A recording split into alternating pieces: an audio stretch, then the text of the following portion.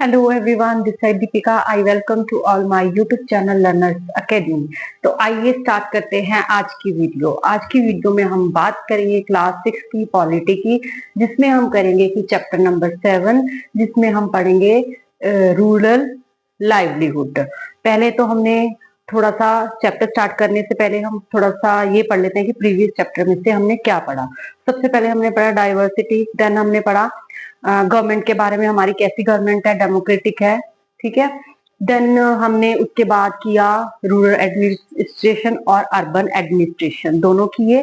अब एडमिनिस्ट्रेशन करने के बाद हम देखेंगे कि जो विलेज के लोग हैं वो कैसे रहते हैं, वो अपनी लाइवलीहुड कैसे अर्न करते हैं, वो अपनी आजीविका कैसे चलाते हैं, जो विलेज में रहते हैं लोग, उनके बारे में हम रीड करें देखेंगे आज, ठीक है। ऐसे ही हम जैसे हमने रूरल एडमिनिस्ट्रेशन के बारे में पढ़ा था, फिर हमने अर्बन एडमिनिस्ट्रेशन के बारे में पढ़ा था, ऐसे ही हम आज रूरल लाइवलीहुड के बारे में पढ़ेंगे। देन इसके बाद हम अर्बन लाइवलीहुड के बारे में पढ़ेंगे, जो कि हमारा लास्ट चैप्टर होगा 6th क्लास की पॉलिटी का, ठीक है। तो पहले देखते हैं क्या देखेंगे इंट्रोडक्शन में हम देखेंगे कि हमने क्या रीड किया प्रीवियस चैप्टर्स में से डाइवर्सिटी की। देन हमने किया कि हमारी गवर्नमेंट कैसी है, फिर हमने एडमिनिस्ट्रेशन पढ़ा जिसमें रूरल और अर्बन एडमिनिस्ट्रेशन किया।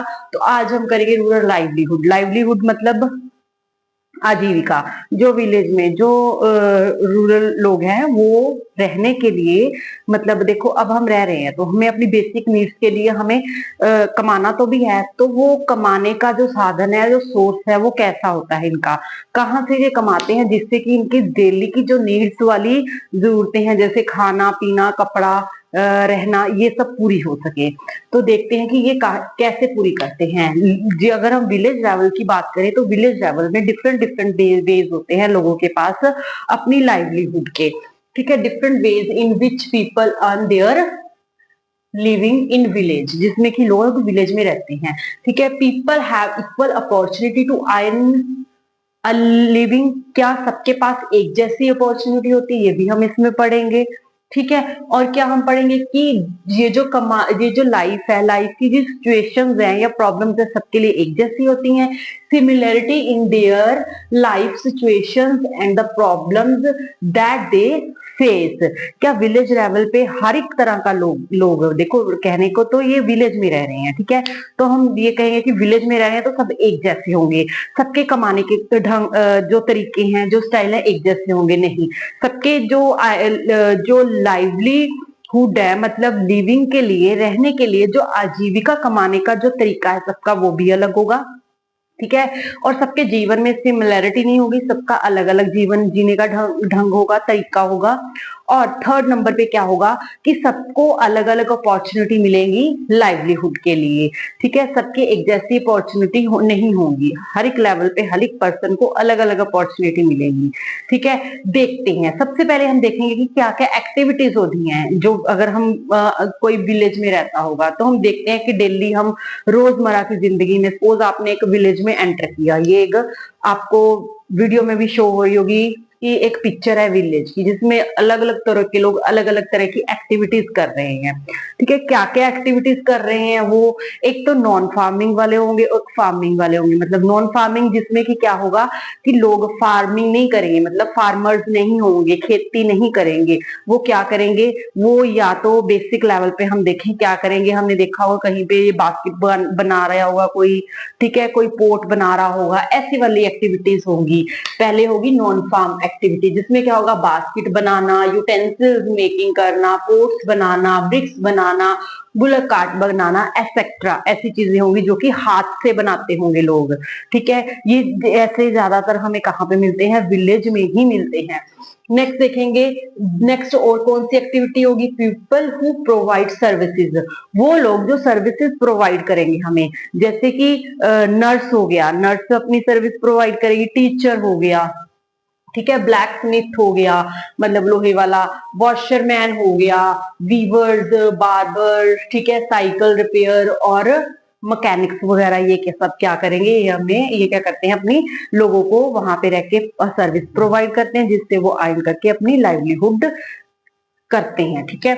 नेक्स्ट और क्या देखेंगे हम, there are variety of small shops. और अगर हमने एंटर किया तो हम देखेंगे छोटी छोटी शॉप्स भी होंगी। शॉप्स में क्या होगा, कोई क्लॉथ्स की शॉप होगी, कोई टेलर की शॉप होगी, कोई फर्टिलाइजर की शॉप होगी, कोई सीड्स की शॉप होगी, कोई बर्तनों की शॉप होगी, कोई डेकोरेशन के सामान की शॉप होगी, कोई मेडिसिन की शॉप होगी, कोई और किसकी होती है, जैसे कि छोटी छोटी हमारी डेली नीड्स की जरूरतें हैं, उससे अपनी लाइवलीहुड को अर्न करेंगे। ठीक है, आजीविका के कमाने के ये अलग अलग एक्टिविटीज जो रूरल लेवल पे हम देखने को हमें मिलती हैं। ऐसे ही हम अब एक दो पर्संस की स्टोरी पढ़ेंगे, जिसमें हम बाद में जाके डिफरेंशिएट करेंगे कि सबको कमाने के एक जैसे मौके नहीं मिलते, सबका एक जैसा तरीका नहीं होता अपनी लाइवलीहुड में अर्न करने का, और सबको एक जैसी अपॉर्चुनिटी भी नहीं मिलती। ठीक है, ये हम कैसे समझेंगे, ये हम अलग अलग पर्सन की अलग अलग एग्जाम्पल से समझेंगे, जो कि आपकी क्लास 6 की एनसीईआरटी में गिवन है। सबसे पहले तो आपकी एनसीईआरटी में गिवन है एग्जाम्पल थुलासी की। ठीक है, थुलासी क्या है, एक पर्सन है, एक लैंडलेस लेबर है। ठीक है, जिसके पास अपनी कोई लैंडलेस लेबर नहीं है, जिससे हम फार्मर भी कहेंगे बट लैंडलेस फार्मर कहेंगे। ठीक है, मतलब वो करता तो खेती है, करता तो खेतों में काम है, एग्रीकल्चर का काम करता है, बट वो खुद की लैंड पे नहीं करता, किसी और की लैंड पे काम करने जाता है, और उसके बदले में उसको क्या मिलते हैं, पैसे मिलते हैं। फिर वो उससे अपनी क्या करता है, घर का जो खर्चा चलाता है और अपना लाइवलीहुड करता है। ठीक है, तो साली जो थुलासी है वो कहाँ का रहने वाला है, वो एक विलेज का नाम है, लैंडलेस लेबर है, कलपट्टू विलेज में रहता है। ठीक है, कलपट्टू विलेज के एक लैंडलेस लेबर की कहानी मैंने आपको बताई, जिसका नाम थुलासी था।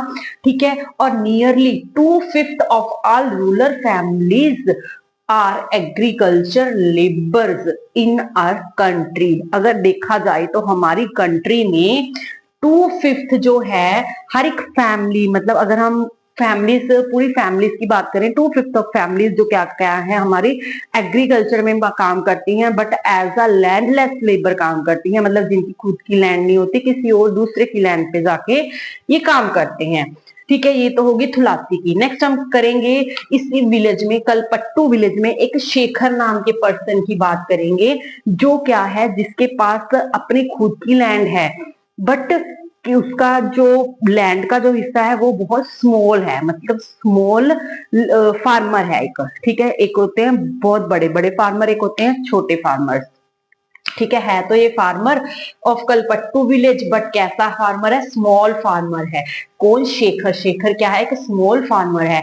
क्या है इसके पास, क्या है, not enough work to do, so they perform farming by their own. इनके पास ज्यादा काम नहीं होता करने का, इसलिए या क्या करते हैं ये मतलब लेबर्स को हायर नहीं करते, ये अपना काम खुद करते हैं। अपनी छोटी सी जगह हुई उसी पे फार्मिंग कर ली, और उसी फार्मिंग में क्या किया, अपनी लाइवलीहुड चला ली। ठीक है, मतलब छोटी सी उनका एरिया जो होता है कम होता है, उसी में करते हैं, और साथ में ये अपना एक और सोर्स भी रखते हैं इनकम का। और ये डिपेंड होते हैं लोन्स के ऊपर, क्योंकि इनके पास इतनी मनी नहीं होती, लैंड तो होती है बट मनी नहीं होती, तो जो लैंड पे काम करेंगे, ये जो भी फसल उगाएंगे उसके लिए ये क्या करते हैं, इनके ये लोन लेते हैं। इससे अपने से बड़े किसी उसे फार्मर से ले लेंगे, जो या फिर विलेज में जो देखेंगे बहुत रिच पर्सन है, उससे क्या करेंगे, लोन वगैरह ले लेंगे, या फिर बैंक से लोन वगैरह ले लेंगे, जिससे कि ये क्या खरीदेंगे, जो खेती के लिए, जो एग्रीकल्चर के लिए जो जरूरी चीजें होती है, जैसे फर्टिलाइजर हो गया, पेस्टिसाइड्स हो गया, सीड्स हो गया, ये सब परचेज करेंगे और फिर उससे खेती करेंगे। ठीक है, तो ये डिपेंड करते हैं, कैसे, डिपेंड ऑन लोन्स। लोन्स पे डिपेंड करता है इनका लाइवलीहुड।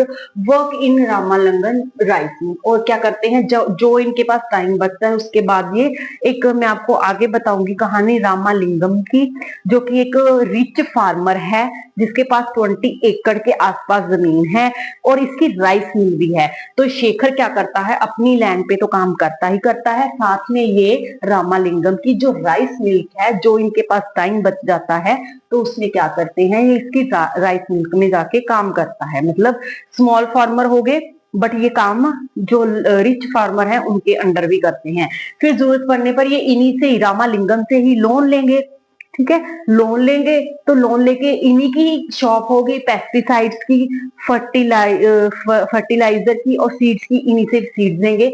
फिर यही लोग, ये जो बड़े बड़े रिच होते हैं ना फार्मर्स, फिर यही इन छोटे फार्मर्स को बोलते हैं कि आपकी जो फसल उगी है वो हमें ही दे देना, राइस मिल। और यही जो छोटे छोटे फार्मर्स होते हैं, स्मॉल फार्मर्स होते हैं, शेखर जैसे, ये रामालिंगम जैसे रिच जो फार्मर्स होते हैं, उनकी राइस मिल में काम करते हैं।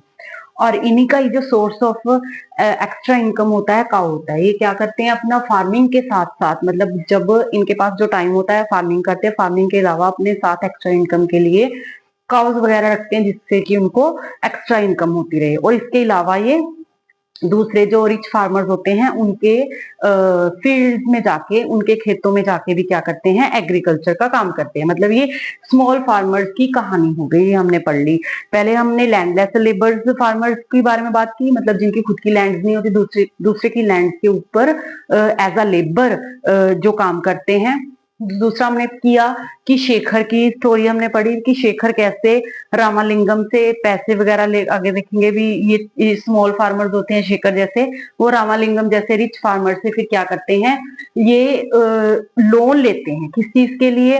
क्योंकि इनके पास खुद का पेस्टिसाइड, क्योंकि देखो जब भी हमने कोई फसल ग्रो करनी है तो उसके लिए हमें बहुत सारे रिसोर्सेज चाहिए।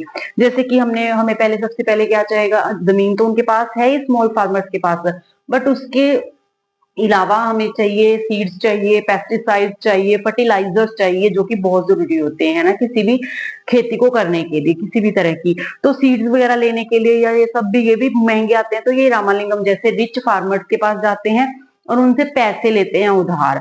फिर क्या होता है, ऑन बीइंग डेब्ट, फिर ये क्या करते हैं कि ये कर्जे पे लेते हैं। मतलब need to borrow money, they need to borrow money to purchase basic things like seeds, ठीक है, फर्टिलाइजर्स एंड पेस्टिसाइडर्स।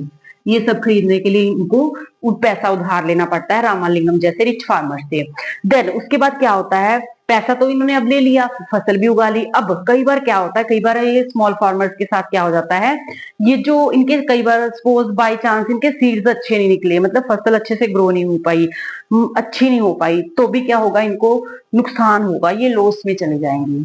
और इसके अलावा और क्या हो सकते हैं इसके कारण, या फिर बारिश वगैरह आ गई, बारिश वगैरह आने से इनकी फसल खराब होगी जो उगाई, तो उससे भी क्या होता है, ये स्मॉल फार्मर्स फिर क्या हो जाता है, डेप्ट में फंस जाते हैं, कर्जे में फंस जाते हैं। मतलब ये उनके ऊपर कर्जा आ जाता है बहुत ज्यादा, दे नहीं पाते। फिर ये क्या करते हैं, फिर इस कर्जे को उतारने के लिए फिर दोबारा, फिर वो खेती करने के लिए दोबारा से फिर से ये रामालिंगम जैसे रिच फार्मर से फिर से वे पैसा लेते हैं, मनी लेते हैं, उधार बोरो करते हैं, ठीक है, बोरो करते हैं money to purchase these things, ठीक है, इन चीजों को खरीदने के लिए। तो ऐसे क्या होता है, एक तो पहले वाला उन पे कर्जा हो गया, जो सबसे पहले उन्होंने सीड्स वगैरह पेस्टिसाइड के लिए लिया। फिर अभी ये फसल खराब होगी, इसको ठीक करने के लिए भी चल अगली बार नेक्स्ट टाइम शायद हमारी फसल अच्छी हो जाए। तो ये क्या होता है, हो सकता है नेक्स्ट टाइम भी उनकी किसी कारण खराब हो जाए, हो सकता है थर्ड टाइम जाके उनके पास, दो बार तो वो फेल हो जाए अच्छे क्रॉप्स के में, बट थर्ड टाइम उनके पास अच्छी क्रॉप्स आ जाए। पर जो पिछले दो बार वो क्या हो गए, लॉस में चले गए, तो वो उनका उस पे क्या हो गया, डेप्ट हो गया, मतलब वो कर्जे में फंस गए। और ऐसे करके वो किस में फंस जाते हैं, डेप्ट ट्रैप में फंस जाते हैं, जाल में, कर्जे के जाल में फंसते जाते हैं ये छोटे स्मॉल फार्मर्स, ठीक है।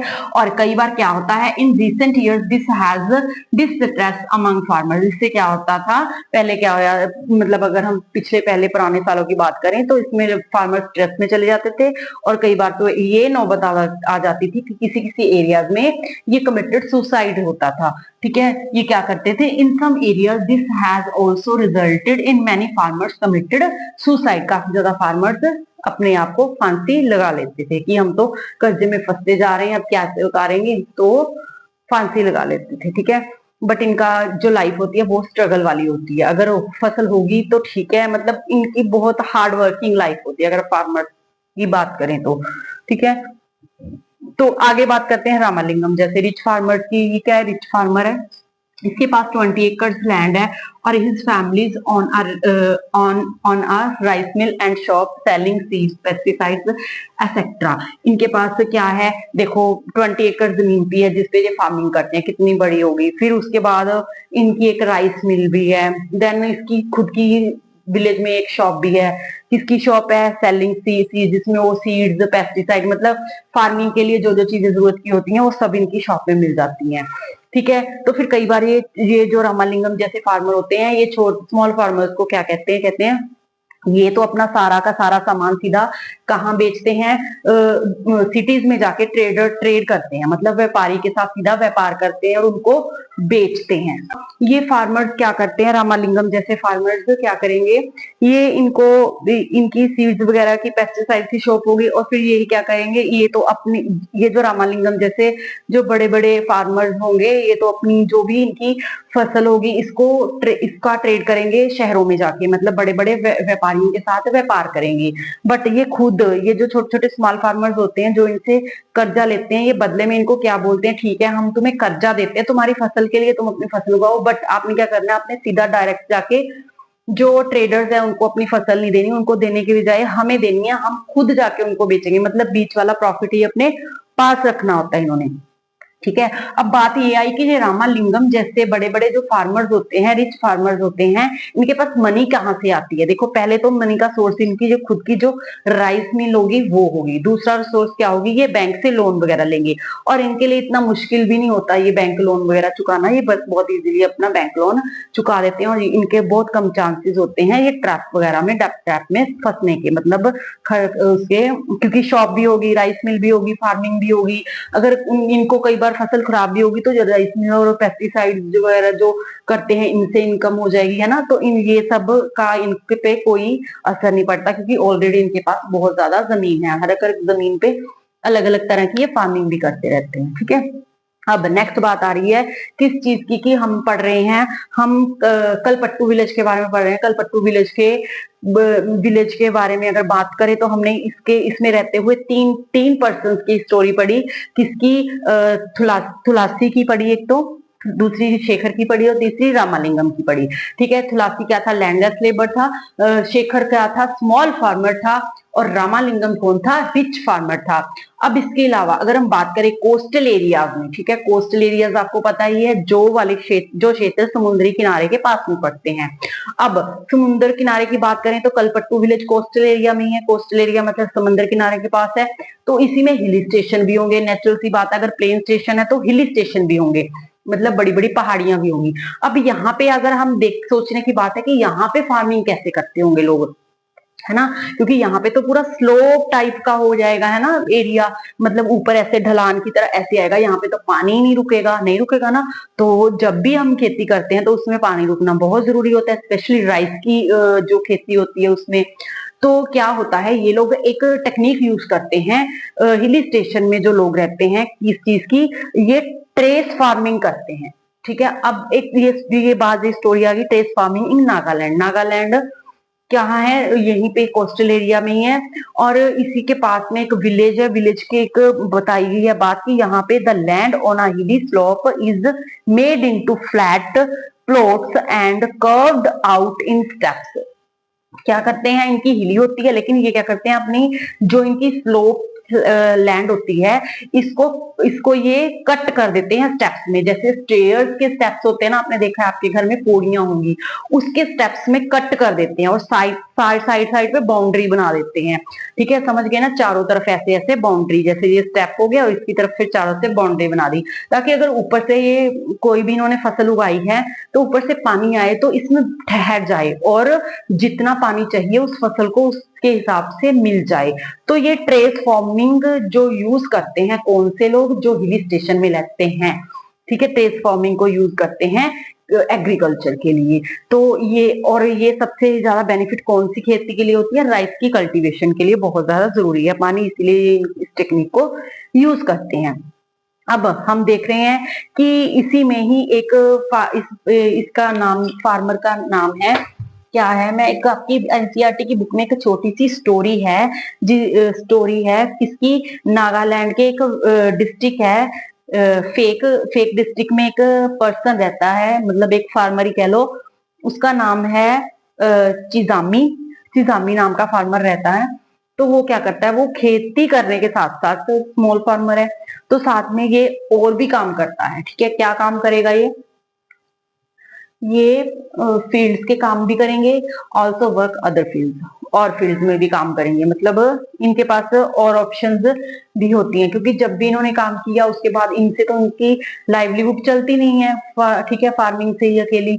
तो ये फार्मिंग वगैरह सीड्स को उगा के चले जाएंगे, फिर देन आगे जाके क्या करेंगे, आगे चल के ये लोग एक्स्ट्रा वर्क करेंगे, जिससे कि क्या होगा, इनका जो लाइवलीहुड है वो चलता रहे।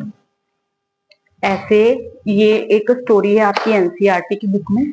ठीक है, एक बार देख लेना, मैंने आपको मोटे मोटे तौर पे बता दिया है। तो स्टोरीज बताने लगी तो बहुत लेंथी चली जाएगी वीडियो, तो वीडियो में जो मेन मेन चीजें हैं वही मैं आपको बता रही हूँ।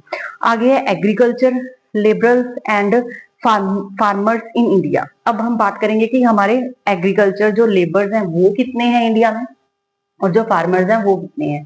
अगर हम बात करें हमारे रूरल एरिया में 5 फैमिली में से हर एक 2 फैमिलीज ऐसी हैं लैंडलेस लेबर्स हैं। ठीक है, in India nearly 2 out of every 5 families agriculture labours family, मतलब जिन्हें हम क्या कहेंगे, लैंडलेस फार्मर्स, जिनके पास लैंड नहीं है खुद की, बट दूसरों की लैंड पे जाके क्या करते हैं, लेबर्स की तरह काम करते हैं। और 80% फार्मर्स कैसे होंगे, स्मॉल फार्मर्स होंगे, जिनके पास अपनी लैंड तो होगी बट बहुत कम होगी। वो रामालिंगम जैसे लोगों से कर्जा वगैरह लेंगे और फार्मिंग करेंगे, साथ में और सोर्सेज रखेंगे, जैसे कि काऊ वगैरह रख लिया है ना घर में, उससे दूध वगैरह बेच लिया, या एक डायरी डाल ली अपनी छोटी सी, दूध आगे चल के उससे दूध वगैरह का, ठीक है, ऐसे और सोर्सेज बना लेते हैं ये लोग। और 20% फार्मर्स कैसे होंगे, लाइक रामालिंगम, रामालिंगम जैसे होंगे। ठीक है, ये तो हमारा क्या होगा, इंडिया में हमारा एग्रीकल्चर लेबर्स और फार्मर्स की बात होगी। उसके अलावा एक और अगर हम देखें कोस्टल एरिया में, कोस्टल एरिया में ये सारे काम तो होते ही हैं।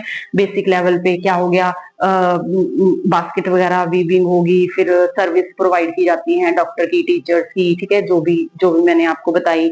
देन उसके बाद मैंने आपको ये सारा एक्सप्लेन किया कि शॉप्स भी होंगी विलेज में, जो कोस्टल एरिया में। इसके अलावा कोस्टल एरिया के जो लोग होंगे उनका और ऑक्यूपेशन क्या रहेगा, फॉर लाइवलीहुड, और क्या रहेगा, और क्या काम करेंगे वो अपनी आजीविका चलाने के लिए, वो फिशिंग करेंगे। ठीक है, फिशिंग को कैच करेंगे। ठीक है, ठीक है, एक छोटे से विलेज और जिसका नाम है पुडुपेट, इसकी एक और स्टोरी दी गई है आपकी बुक में, जिसमें अरुण एंड परिवेलन की स्टोरी है। ये दोनों हस्बैंड वाइफ हैं, और इनके साथ इनके साथ मतलब ये अरुणा का ब्रदर भी रहता है। ये तीनों क्या करते हैं, फिशिंग का काम करते हैं।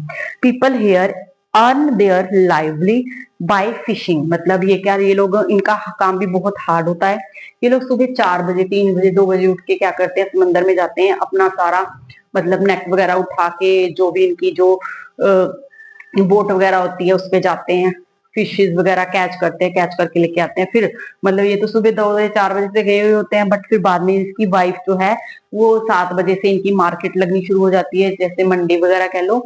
तो उसमें जाके ये फिर इसको सेलिंग करते हैं, फिशिंग को बेचते हैं, और जो भी आता है उसमें से उसको ये तीनों 4 पार्ट्स में डिवाइड कर लेते हैं। एक तो उसका हो गया, परिवेलन का हो गया, एक इसका हो गया, अरुणा का हो गया, दूसरा उसके ब्रदर का हो गया, चौथा हिस्सा घर के खर्चे वाला हो गया। मतलब जो भी है ऐसे डिवाइड कर लेते हैं आपस में, और ऐसे ही अपनी अर्निंग करते हैं ये लोग।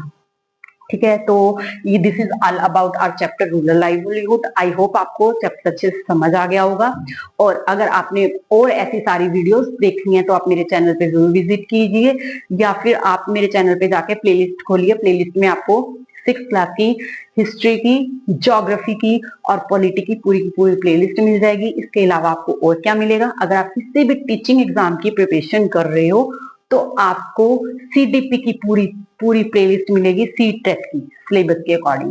ठीक है, उसका एक एक टॉपिक मैंने पूरा डीपली पढ़ा रखा है। तो मेरे चैनल पे जाके अगर आप टीचिंग के एग्जाम की प्रिपरेशन कर रहे हो तो ये सारी वीडियो जरूर देख लीजिएगा। फ्री ऑफ कॉस्ट है, कोई पैसा नहीं लगेगा, पूरा सिलेबस मैंने कवर करा रखा है। इसके अलावा मैंने PYQ भी करवा रखे हैं, वो भी एक बार देख लीजिएगा। आई होप ये वीडियो आपको अच्छी लगी होगी और समझ भी आई होगी। अगर कोई डाउट हो then feel free to ask in comment section. अगर और चैनल को लाइक शेयर सब्सक्राइब करना मत भूलिएगा। तो मिलेंगे नेक्स्ट वीडियो में, तब तक के लिए bye bye, take care, have a nice day.